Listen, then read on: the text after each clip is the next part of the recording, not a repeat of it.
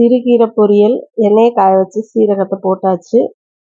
அதுக்கப்புறம் காஞ்ச மிளகாயும் பெரிய வெங்காயத்தையும் நல்லா பொடியாக கட் பண்ணி ஒரு 2 பெரிய வெங்காயம் அது நல்லா எண்ணெயில் வதக்கிடணும். நல்லா பொன்னிறமாக ஆகிற வரை வதக்கணும்.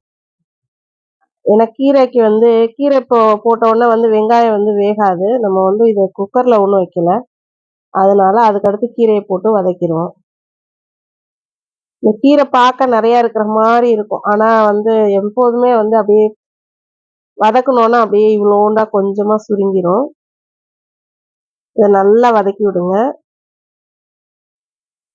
உப்பு இப்போ போட்டுறாதீங்க, லைட்டாக, அதுவும் ஒரு பிஞ்ச் அளவு போட்டால் போதும். ஏன்னா அது அவ்வளோதான் போடணும்.